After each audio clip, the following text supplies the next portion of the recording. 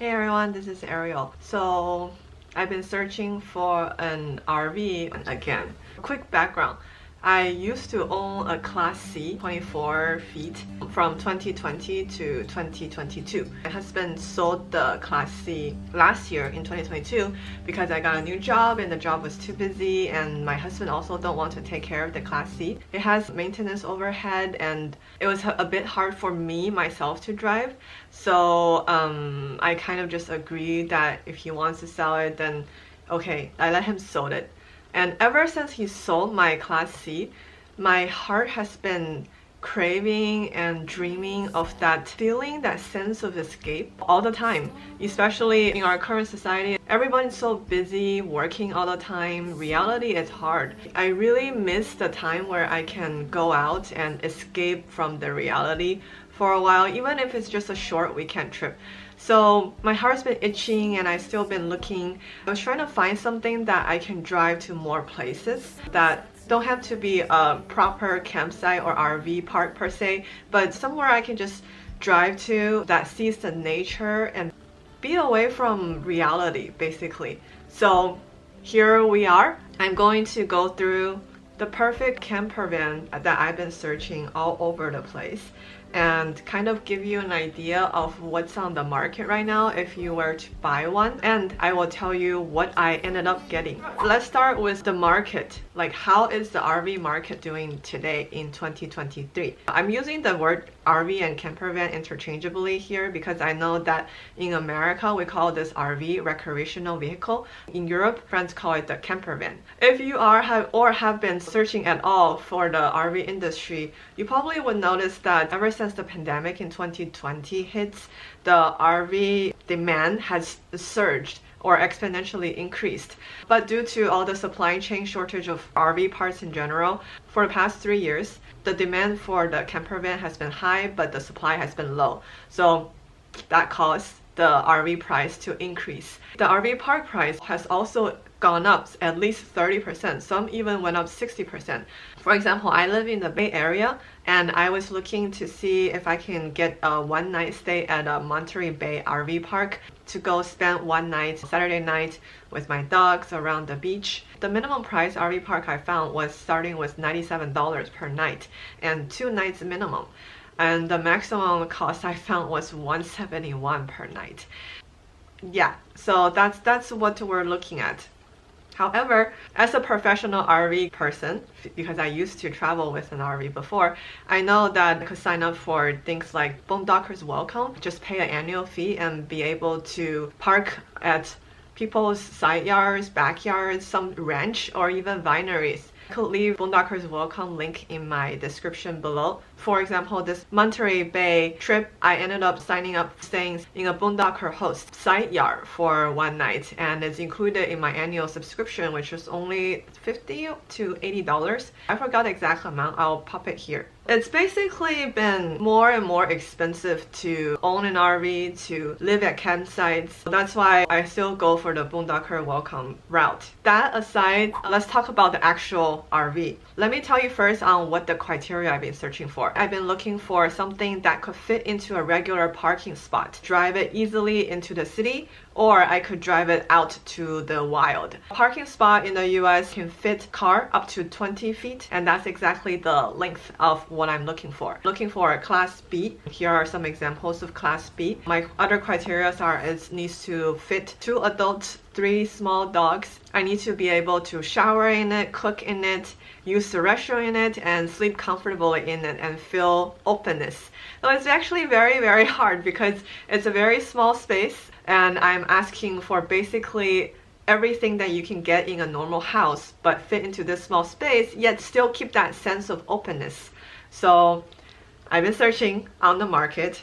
The popular Class B choices are, first of all, the Winnebago Revel. This is one that I've seen in the RV show. The MSRP on the Winnebago Revel is $210, $292.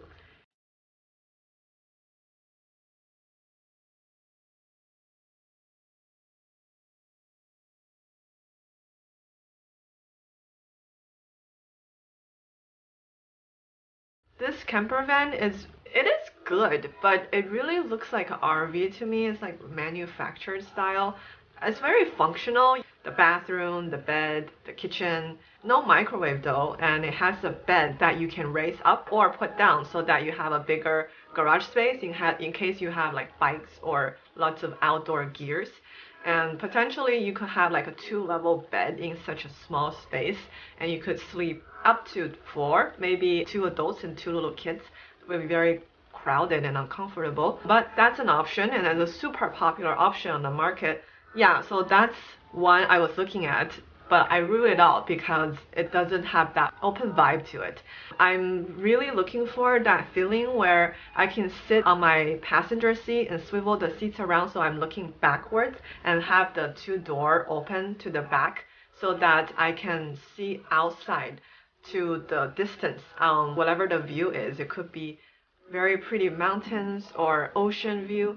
But this one, it just have a slight narrow hallway, so it blocks my view so much I couldn't breathe in there. I have like claustrophobic in there, so I ruled that out. The other one I was looking at is the Pleasureway. So Winnebago and Pleasureway, they're all very good brands and qualities compared to others that I didn't mention. I was looking at the Pleasureway Recon. This one, I almost bought it. I went to the RV show, saw this one. I didn't get it because it doesn't have too many options left. I think Pleasureway is trying to do a revamp on this car so that 2023 version is no longer named Recon. It's probably rebranded or something. They don't make this anymore. My only options were the leftover ones from 2022 that no one bought. I couldn't find one with the adaptive cruise control and the active lane keeping. And these two functionalities are a game saver. So if you don't have that, then how can you drive long distance comfortably? Imagine you have to step on and the gas and the brake pedal constantly because of whatever traffic condition you're at. Your leg and butt will hurt. So that I couldn't get it because it was missing that. However, it's almost give everything else I need, and this one costs 182,000 MSRP. In the RV show, they're trying to wrap it up and sell it, the 2022 ones. So in the RV show, I was able to talk down the price, get this out the door around 135K, but I still didn't get it because it doesn't have the adaptive cruise control. A couple other ones I'm looking at are these. These are not Mercedes Sprinter. I was originally only looking for Mercedes Sprinter because I am a Mercedes owner and I love the feel and the vibe and the control and just really familiar with it. So I wasn't looking at anything else besides the Mercedes until I went to the RV show and saw these. They're pretty good too, but in the end it just didn't click due to other features it was missing that I'm not going to go into detail. I'm just going to list it here. In the end, I thought, okay, so maybe I just won't find the RV I want until I saw this. I originally went to them and looked through their website and found the floor plans they offer, and I was like, they do a professional custom van conversion for Mercedes 144, which is the one under 20 feet, shorter version. However, in their floor plan, it didn't say that it has an indoor shower or toilet. So I was like, I don't really have any other option. Let me just reach out to them and see where this takes me. So I reach out, and the owner, his name is Chris, and he was super prompt in replying to me and very patient with all of my questions and requests.